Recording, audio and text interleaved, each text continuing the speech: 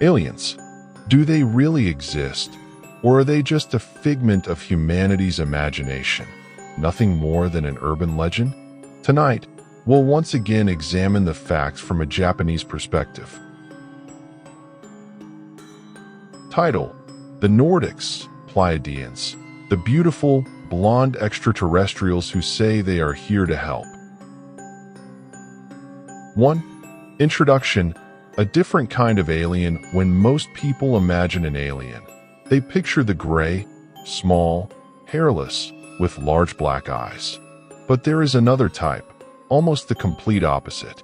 Tall, blonde hair, blue eyes, perfectly proportioned bodies, deep, calm, wise voices. They look exactly like idealized humans, sometimes even more beautiful than any human on Earth. They are called Nordics because they resemble Scandinavian people, or Pleiadians because many contactees say they come from the Pleiades star cluster, about 444 light-years from Earth. While grays are often associated with fear and abduction, Nordics are almost always described as friendly, helpful, and spiritually advanced. Today, I will tell you everything you need to know about the Nordics: their appearance, their abilities, their famous contactees, their messages to humanity, and also the skeptical arguments against their existence. This will take about 25 minutes. Let us begin. 2. Physical description. Let me paint a clear picture of a typical Nordic being. Height: between 1.8 meters, 6 feet, and 2.4 meters, almost 8 feet. Taller than most humans. Hair: long, straight, almost always described as platinum blonde or white gold. Sometimes it shines as if it has its own light. Eyes: blue, but not a normal blue. Contactees say the color is electric blue, ice blue, or blue with gold flecks. Their gaze is described as deeply calming, yet penetrating, as if they can see into your soul. Skin: fair, pale, sometimes with a slight glow. Some contactees report a very faint blue or gold undertone. Body: slender but athletic. Not muscular like a bodybuilder, but perfectly proportioned. They move gracefully, almost like dancers or martial artists. Voice: deep, melodic, and resonant for both male and female Nordics. They speak perfect, often old-fashioned, language. No dialects, no slang. Some contactees say their voice vibrates in your chest when they speak. Clothing: usually a simple one-piece suit or tunic. Colors include white, blue, gold, or silver. Often there is a belt or an emblem, sometimes a 7-star symbol representing the Pleiades. Age appearance: they look like humans aged 25 to 35, but with a timeless, ageless quality. No wrinkles, no blemishes, perfectly healthy. 3. Personality and behavior. Now, how do Nordics act? What is their personality like? First of all, they are calm, extremely calm. Almost no emotional reactions that we would recognize. No shouting, no laughing loudly, no sudden movements. But they are not cold like the Greys. Their calmness comes from wisdom, not from lack of emotion. Contactees describe them as warm, patient, and endlessly kind. Second, Nordics are telepathic, but unlike Greys, they often prefer to speak aloud first to put humans at ease. They can also send images, feelings, and entire memory packets directly into your mind. Third, they have a subtle sense of humor. Some contactees report that Nordics occasionally make gentle, wise jokes, but never cruel or sarcastic humor. Fourth, they show deep respect for human free will. Unlike Grey abduction stories where people are taken against their will, Nordic contactees almost always say they were asked for permission. Some were invited to come aboard. Some refused, and the Nordics left peacefully. Fifth, they avoid secrecy. They tell contactees, "We want humanity to know about us openly, but your governments have asked us not to land publicly." We are waiting for your invitation. For where do they come from? The most common answer is the Pleiades star cluster, also called Messier 45 or the Seven Sisters. In the night sky, the Pleiades looks like a small, fuzzy patch of stars near the constellation Taurus. With good eyesight, you can see 6 or 7 stars. But contactees say that Nordics come from planets around a specific star within the Pleiades, often named Tayigida, Maya, or Alcyae. However, some Nordics have told contactees a deeper story. They are not originally from the Pleiades. Their ancestors came from another galaxy or dimension long ago. They settled in the Pleiades after a great war destroyed their original home world. A smaller group of contactees calls them Venusians or tall whites, but the most common name remains Pleiadians or Nordics. 5. Famous contactees. Let me introduce 3 of the most famous Nordic contactees. 1. George Adamski, 1891 to 1965. The most controversial Adamski was a Polish-American author who claimed to have met a Nordic being named Orthan in the California desert in 1952. Orthan was described as tall, blonde, with beautiful features. He came from Venus, not the Pleiades, but looked identical to a Nordic. Adamski said Orthan warned humanity about nuclear war and offered spiritual teachings. Adamski took photos of scout ships and wrote several best-selling books. Many believed him. Many others called him a fraud.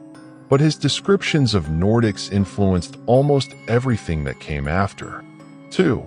Billy Meier, born 1937. The most detailed Billy Meier is a Swiss farmer who began claiming contact with Pleiadians in 1975. His main contact was a woman named Semjace, tall, blonde, beautiful, who came from a world called Era in the Pleiades. Meier produced thousands of photos, films, and metal samples. He also wrote down long conversations with Semjace about history, science, spirituality, and future predictions. His evidence has been both strongly defended and strongly attacked. Some photos are clearly hoaxes. Others remain unexplained. But his detailed descriptions of Nordic/Pleiadian culture are the most extensive in ufology. 3. Travis Walton, born 1958. The accidental contactee. You may know Travis Walton's story from the movie Fire in the Sky. In 1975, he was working with a logging crew in Arizona when he was struck by a beam of light and disappeared for 5 days. When he returned, he told a strange story. He was taken aboard a craft, but not by Grays. First, he saw Grays, who seemed frightened of him. Then, a tall, blonde, blue-eyed human-looking man appeared, calmed him down, and showed him around the ship. The man wore a blue one-piece suit and communicated telepathically. Walton's story is unusual because it includes both Grays and a Nordic-like being working together. Polygraph tests supported his story. Skeptics still doubt him, but Walton remains one of the most credible abduction witnesses. 6. Messages to humanity. What do the Nordics actually say? Their messages are remarkably consistent despite coming from different contactees across decades and continents. Let me summarize the main points. Message 1. Nuclear weapons are a danger not just to Earth, but to space itself. Nordics claim that nuclear explosions damage the fabric of space-time and affect other dimensions. They are here to prevent disaster, but they will not stop us by force, only by asking. Message 2. You are not alone in the universe, and you never were. They say hundreds of species are watching Earth. Most are friendly or neutral. A few are not. Nordics see themselves as protectors against the dangerous ones. Message 3. Your spiritual evolution is more important than your technology. They teach that humans have focused too much on machines and weapons, and too little on love, wisdom, and interconnectedness. They say, you are all one being experiencing itself from different angles. Message 4. Governments know about us and have worked with us, and also lied about us.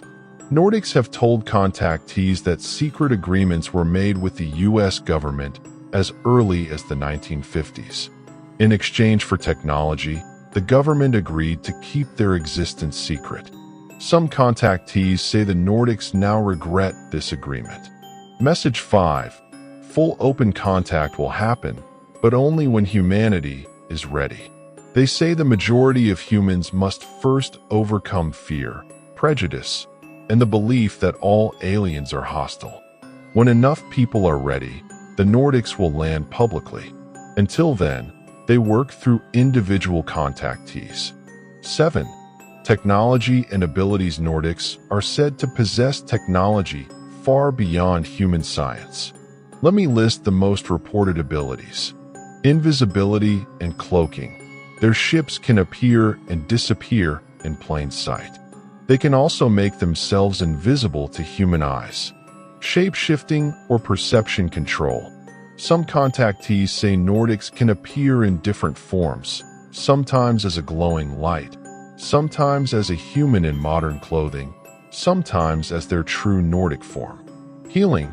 Many contactees report being healed of chronic illnesses or injuries after meeting Nordics. The healing is often instant and painless, done with a small glowing device or by placing a hand on the body. Time manipulation. A few contactees say they were taken into a room where time flowed differently. Hours passed outside, while only minutes passed inside the ship. Interdimensional travel. Nordics reportedly do not always fly through space. Instead, they fold space, travel through wormholes, or shift between dimensions, which is why they can reach Earth from hundreds of light years away. 8. Comparison with Greys. How do Nordics differ from the Greys I talked about in my previous lecture? Let me give you a quick comparison. 9. The skeptical view. Approximate 2.5 minutes. As with the Greys, we must also consider non-extraterrestrial explanations. First, wish fulfillment. Nordics look exactly like idealized human beings. They are what people would invent if they wanted to create a perfect alien. A skeptical psychologist would say, people who feel lonely or spiritually lost create beautiful, wise, caring beings to fill that void. Second, cultural influence. The image of tall, blonde, Nordic-looking space brothers appeared in science fiction and theosophical writings decades before the first contactees. For example, the Theosophical Society spoke of masters from Venus who were fair-skinned and wise. Adamski almost certainly knew these ideas before his claimed contact.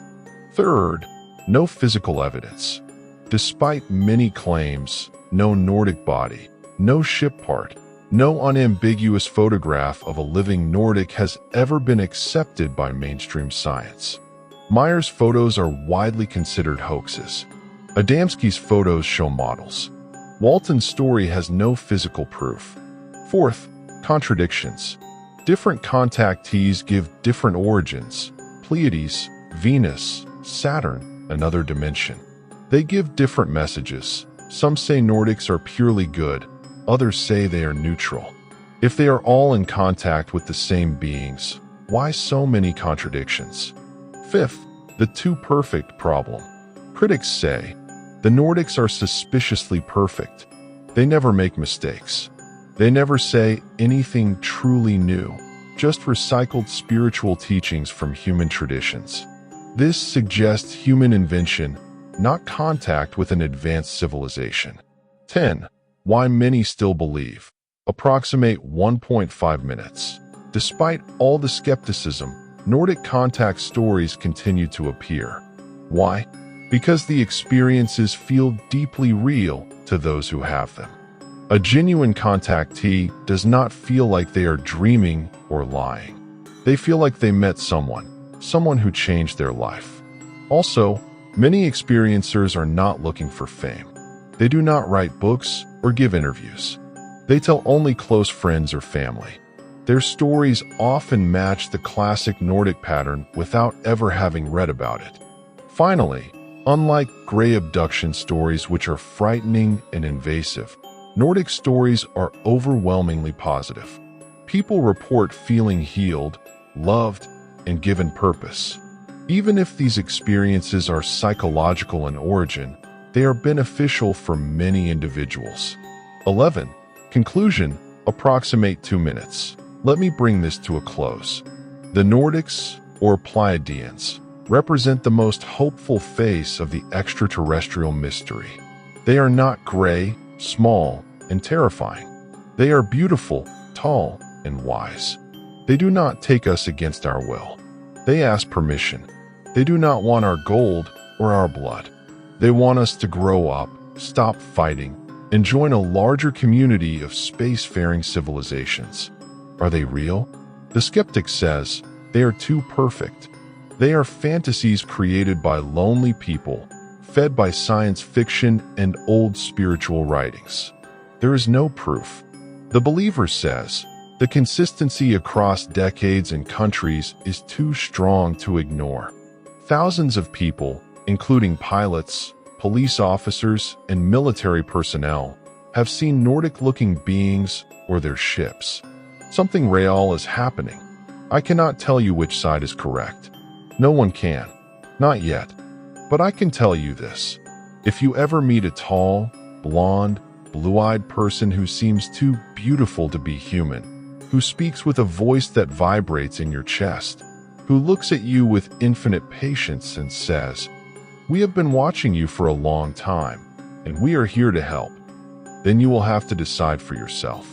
Thank you for listening to this 25-minute overview of the Nordics, the beautiful extraterrestrials who may or may not be watching over us right now. Sleep well, and if you dream of a tall being with golden hair and blue eyes, remember, they say they come in peace. Goodbye, goodbye, goodbye.